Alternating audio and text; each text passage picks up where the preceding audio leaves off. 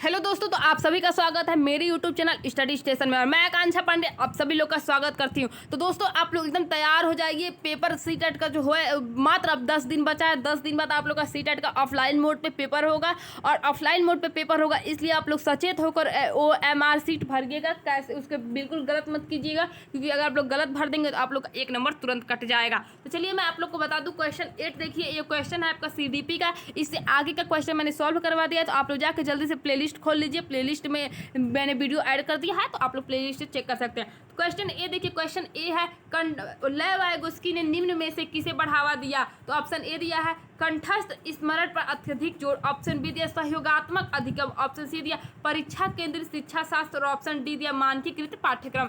तो दोस्तों, इसका ये जो क्वेश्चन है, मैंने इसके नेक्स्ट वीडियो मैंने आप लोग को बोला था कि इसका आंसर आप लोग नीचे कमेंट बॉक्स में करके बताइएगा।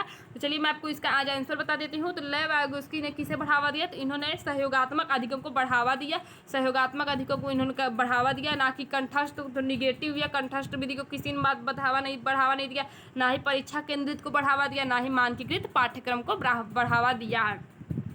चलिए क्वेश्चन नंबर 9 देखते हैं। ये भी मैंने अपने अगले वीडियो में बोला था कि कमेंट में आंसर बताइए। इसका भी आंसर मैं आपको बता देती हूँ। एक प्रगतिशील कक्षा में अधिगमकर्ताओं को किस तरह समझा जाता है। ऑप्शन ए ज्ञान के निष्क्रिय ग्रहणकर्ता के रूप में, बिल्कुल गलत, कभी भी निष्क्रिय ग्रहणकर्ता नहीं हो सकता है। ऑप्शन बी ज्ञान निर्माण में सक्रिय भागीदार के रूप में। ऑप्शन सी दिया है केवल व्याख्यान विधि से सीखने में सक्षम, ये भी गलत है। स्वतंत्र रूप से सूचना प्रसंस्करण में असक्षम, ये भी गलत दिया। ऑप्शन बी डी भी गलत है, इसलिए बस ऑप्शन बी सही है। ऑप्शन बी ज्ञान निर्माण में सक्रिय भागीदार के रूप में। कभी भी जो अधिगमकर्ता होते हैं, यानी जो स्टूडेंट होते हैं, उन्हें सक्रिय रूप से भागीदारी लेनी चाहिए अपने कक्षा अधिगम में। चलिए नेक्स्ट क्वेश्चन देखते हैं। क्वेश्चन नंबर 10 देख लीजिए।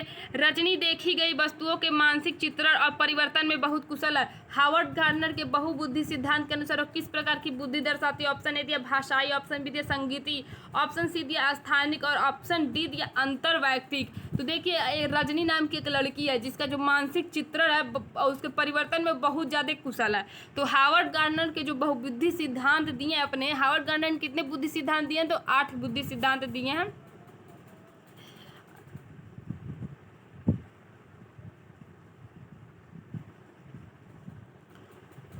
तो हार्वर्ड गार्डनर ने कितने बुद्धि सिद्धांत दिए, तो 8 बुद्धि सिद्धांत उन्होंने अपने दिए हैं। तो इस रजनी, इनके हार्वर्ड गार्डनर के अनुसार रजनी में कौन सी कुशलता है, तो उनके अनुसार उसमें जो बुद्धि दर्शाई जाती है वो क्या है, स्थानिक बुद्धि है। कौन सी बुद्धि है, स्थानिक बुद्धि। ऑप्शन सी करेक्ट हो जाएगा। देखिए मैं आपको बता दूं, जो हार्वर्ड गार्डनर देखिए 8 प्रकार की बुद्धि का प्रतिपादन किए थे। और पहला है भाषाई, दूसरा है तार्किक गणितीय, और तीसरा है संगीतात्मक, चौथा है शारीरिक गति संवेदी, पांचवा स्थानिक, और छठवां अंतर व्यक्तिगत, और सातवां अंतः व्यक्तिगत, और 8वां आपका प्रकृतिवादी। ये 8 बुद्धि आप लोग याद कर लीजिए, हार्वर्ड गार्डनर से रिलेटेड है और ये जरूर पूछता है।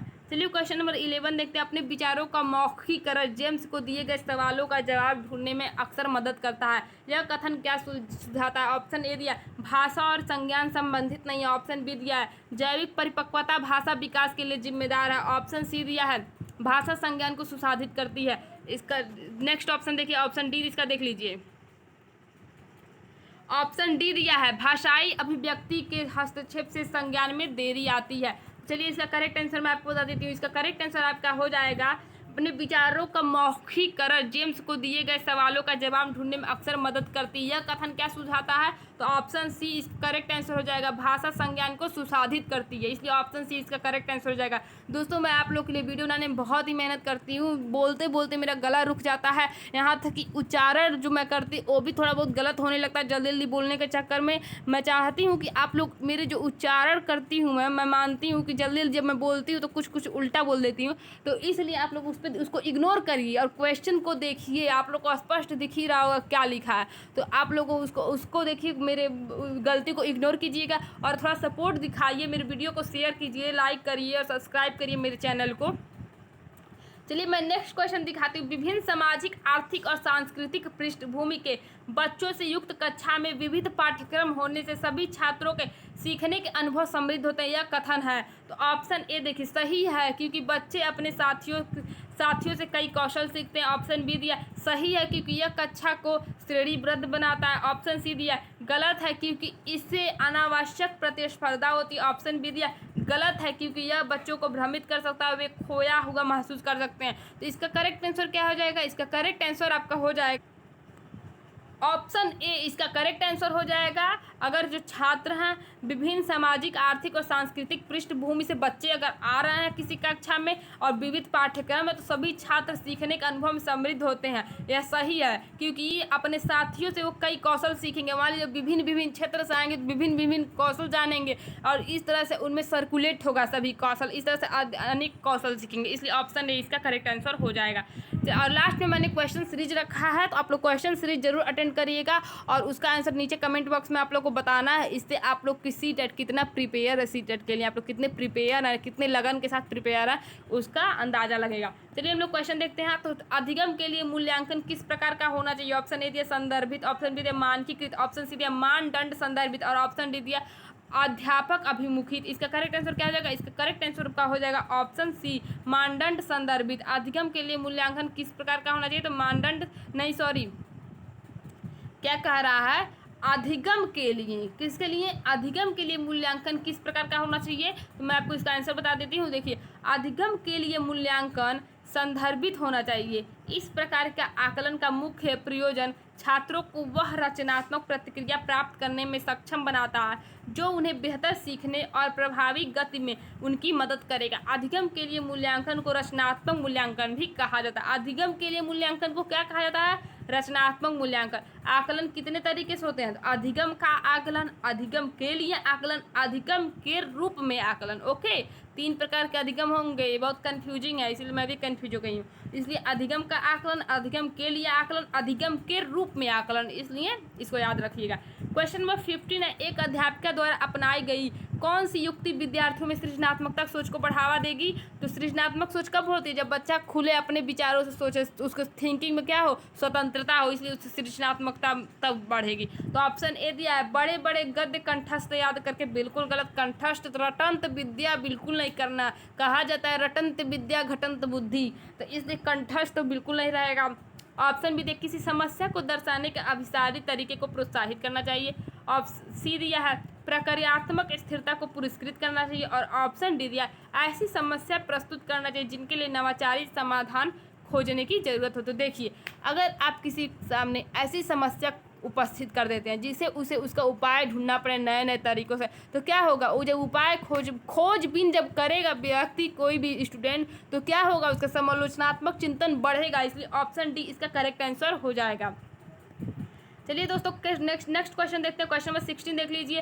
क्वेश्चन नंबर 16 दिया है आपका, वंचित वर्गों से संबंधित विद्यार्थियों के सफल समावेशन हेतु निम्न में से क्या जरूरी? ऑप्शन ए दिया अनम्य पाठ्यक्रम, ऑप्शन बी दिया परीक्षा केंद्रित शिक्षा शास्त्र, ऑप्शन सी दिया है उचित समायोजन और ऑप्शन डी दिया अगम्य दुर्गम इमारती संरचना। तो वंचित वर्ग के कोई से संबंधित विद्यार्थी हैं, अगर उनका सफल समायोजन करवाना है, समावेशन, तो उनके लिए आप क्या करेंगे? अनम्य पाठ्यक्रम तो आप कभी नहीं लाएंगे, परीक्षा केंद्रित शिक्षा शास्त्र बिल्कुल भी नहीं, अगम्य दुर्गम इमारती संरचना भी नहीं। इसलिए ऑप्शन सी उचित समायोजन का उपयोग करवाएंगे जिससे कि उन्हें समावेशन करने में सहायता मिले। इसलिए ऑप्शन सी इसका करेक्ट आंसर हो जाएगा।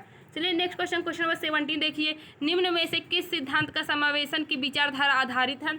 ऑप्शन ए समता, ऑप्शन बी समानता, ऑप्शन सी अलगाव और ऑप्शन डी पक्षपात। तो इसका करेक्ट आंसर का क्या हो जाएगा? इसका करेक्ट आंसर आपका हो जाएगा, सॉरी 1 मिनट रुक जाइए, इसके लिए सॉरी, हाँ, तो इसका करेक्ट आंसर हो जाएगा आपका ऑप्शन है समता। समता इसका करेक्ट आंसर हो जाएगा। चलिए मैं आपको समता के बारे में बता देती हूँ, इससे बहुत ज़्यादा कन्फ्यूजन हो रहा है। तो देखिए, समता के सिद्धांत पर समावेशन की विचारधारा आधारित है। समता के सिद्धांत पर ही समावेशन की विचारधारा आधारित है, इसको याद करिएगा। अर्थात स्कूल में सभी बच्चे समता और समान और जितने भी स्कूल में विद्यार्थी आते हैं अलग अलग क्षेत्रों से, अलग अलग समाज से, उन्हें समता और समानता का अवसर देना चाहिए। समान अवसर दें, समता दें, ठीक है। चाहे उनमें किसी प्रकार की भिन्नताएं हो, अक्षमताएं मौजूद हो, किसी भी मतलब कई कैटेगरी से आए, नीचे मतलब वर्ग से आए, ऊपर वर्ग से आए, मतलब अलग अलग समाज से आए, उनमें कितनी भी भिन्नता हो, अक्षमता हो, उन मतलब शारीरिक रूप से अक्षम हो, मानसिक रूप से अक्षम हो, उन्हें समान अवसर देना चाहिए। कितना अवसर? समान अवसर। एक नहीं टीचर क्लास में आ गया तो जो बच्चे मतलब सक्षम नहीं है उन्हें कभी क्वेश्चन ही ना पूछे, उसकी तरफ ध्यान ही ना दे, उसको एकदम छुटका छोड़ दे, तो ऐसा तो बिल्कुल नहीं करना चाहिए। बल्कि जो बच्चा ऐसा थोड़ा हो ज़्यादा हिचकिचाए स्टेज पे आने, उसे सबसे पहले इनवाइट करना चाहिए, आओ बेटा, उसको इनकरेज मतलब करेज देना चाहिए, साहस देना चाहिए कि आओ तुम भी करो। तो मैं ज़्यादा ही बातचीत नहीं करूँगी, बातचीत करने के लिए अलग मैं रख लूँगी। तो पहले मैं क्वेश्चन बता देती हूँ। तो देखिए आरटीई एक्ट कब आया? 2009 में आया। 2009 के अनुसार आरटीई एक्ट क्वेश्चन पूछ सकता है, बहुत इंपॉर्टेंट है, इसको याद कर लीजिएगा। इसके अनुसार क्या कहता है कि सभी श्रेणियों में छात्रों को एक ही छत के नीचे, यानी एक ही बिल्डिंग में एक ही छत के नीचे समावेशी शिक्षा प्रदान की जानी चाहिए। और शिक्षा के अधिकार अधिनियम 2009 में दी गई समावेशी शिक्षा अवधारणा एक अधिकार आधारित मानवतावादी परिप्रेक्ष्य पर आधारित है, समान शैक्षिक अवसर प्रदान करना। तो मतलब इन सब सभी जो बेफालतू में इतने सारे अधिनियम ला दिए हैं लोग, जो हम लोग को याद करके सर फोड़ना पड़ता है, इन सब के कहने का एक ही मतलब है कि बस सबको समान अवसर दें, समान रूप से सम्मान करें, किसी को नीचा ऊंच मत दिखाएं, किसी को ऐसा असहज महसूस मत करवाएं।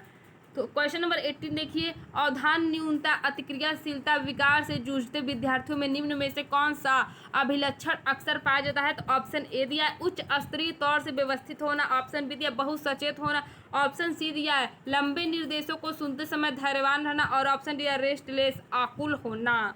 तो अवधान न्यूनता अतिक्रियाशीलता विकार से जूझते विद्यार्थियों में निम्न में से कौन सा अभिलक्षण अक्सर पाया जाता है?